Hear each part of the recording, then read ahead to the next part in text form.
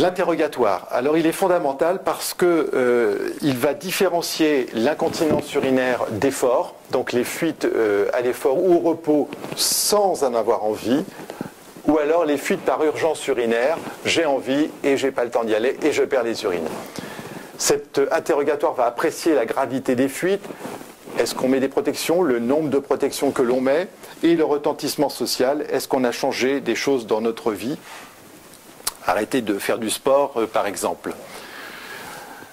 De plus, on va apprécier donc la vie génitale, le nombre de grossesses, c'est important, le poids des bébés, le mode d'accouchement avec l'utilisation de l'épisio ou le forceps, et puis la rééducation postnatale, rééducation abdominale et la rééducation périnéale. On va aussi voir le mode de travail, est-ce que c'est un travail de force,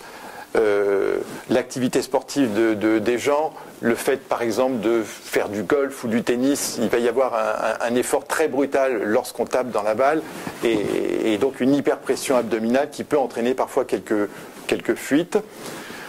On recherche une énurésie dans l'enfance et puis des signes d'autres troubles associés, la constipation qui favorise aussi les fuites, le diabète ou les affections pneumologiques, les patientes qui toussent beaucoup ou neurologiques.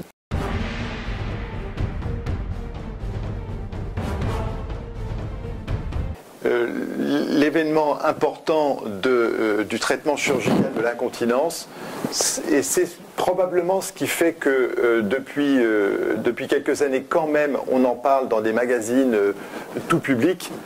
c'est l'arrivée d'une chirurgie assez simple, très peu invasive,